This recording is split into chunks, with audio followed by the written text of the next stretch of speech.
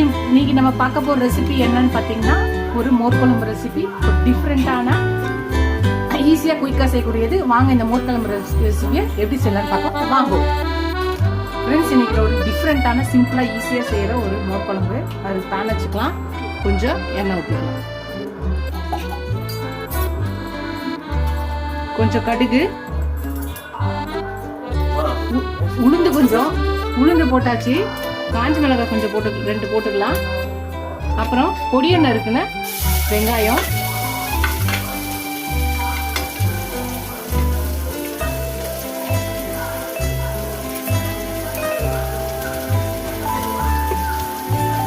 கொஞ்சம் கருவேப்பிலை போட்டுக்கலாம். மஞ்சள்தூள் ஒரு 1/2 ஸ்பூன் போட்டுக்கலாம். இதெல்லாம் கலக்கிட்டு பொடியை நறுக்கின தக்காளி போட்டுக்கலாம். வெங்காயம் 2, தக்காளி 2. அப்புறம் வேணும்னா உங்களோட குவான்டிட்டிக்கு ஏற்ற மாதிரி அந்த வெங்காய தக்காளியோட அளவை போட்டுக்கலாம். காய்கறி எதுவும் போட போகிறதுல வெறும் வெங்காய தக்காளி மோர் குழம்பு. இது நல்லா வதக்கிட்டே இருக்கட்டும். ஒரு மிக்ஸி ஜார் எடுத்துக்கலாம்.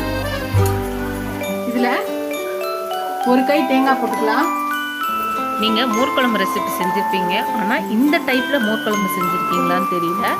கண்டிப்பாக இந்த ரெசிபியை பார்த்தோன்னா ட்ரை பண்ணி பாருங்கள். சூப்பராக எல்லோரும் விரும்பி சாப்பிட்ற டேஸ்ட்டில் இருக்கும். காரத்துக்கு ஏற்ற மாதிரி பச்சை மிளகா ஒரு 4லேருந்து 5 போட்டுக்கலாம்.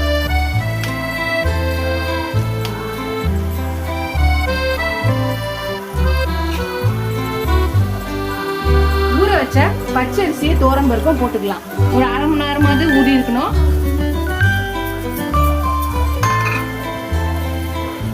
ஒரு சின்ன துண்டு இஞ்சி போட்டுக்கலாம்.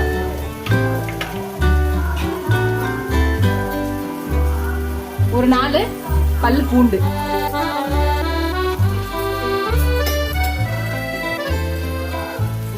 ஒரு ஸ்பூன் சீரகம் போட்டுக்கலாம்.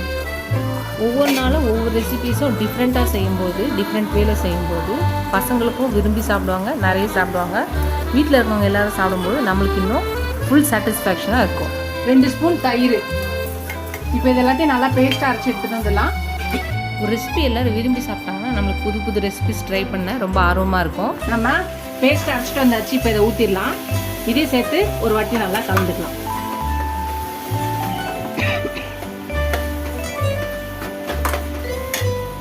இப்போ கொஞ்சம் தண்ணி கலக்கி இதில் ஊற்றிக்கலாம்.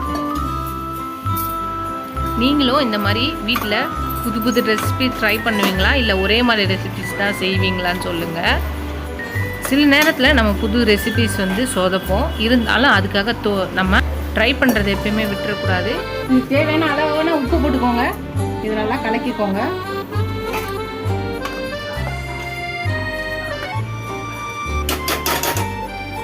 இப்போ நம்ம ஊரை செய்கிற புது புது ரெசிபிஸுக்கும் அவங்க எவ்வளோ பாராட்டும், அவங்க எவ்வளோ விரும்பி சாப்பிட்றாங்களோ ரொம்ப ஹாப்பியாக இருக்கணும். தயிர் இந்த கப்பில் நான் 1/2 கப் எடுத்து வச்சுருக்கேன். கொஞ்சம் தண்ணி கலக்கி இப்போ அதில் ஊற்றிக்கிறேன்.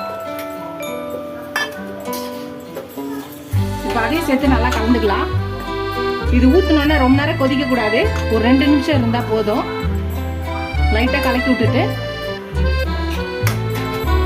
இந்த டைமில் நீங்கள் என்ன பண்ணணும்னா, நம்ம இட்லி மாவு இருக்கு இல்லையா, அதில் ஒரு போண்டா மாதிரி செஞ்சு வச்சுக்கணும். இப்போ அதை போட்டுக்கலாம்.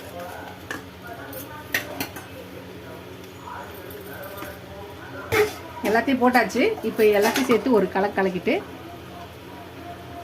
ஒரு 2 நிமிஷம் இருந்தால் போதும், இறக்கிடலாம். ஃப்ரெண்ட்ஸ், அவ்வளோதான் நம்மளோட மோர் குழம்பு. ஒரு டிஃப்ரெண்ட்டான ஈஸியாக குயிக்காக செய்யக்கூடிய ஒரு மோர் குழம்பு ரெடி ஆயிடுச்சு. நீங்களே இந்த மோர் குழம்பு ரெசிபியை ட்ரை பண்ணி பாருங்கள். ட்ரை பண்ணி பார்த்து எப்படி இருக்குன்னு சொல்லுங்கள். இதோட அடுத்த ரெசிபியில் பார்க்கலாம். டாடா பாபா ஃப்ரெண்ட்ஸ்.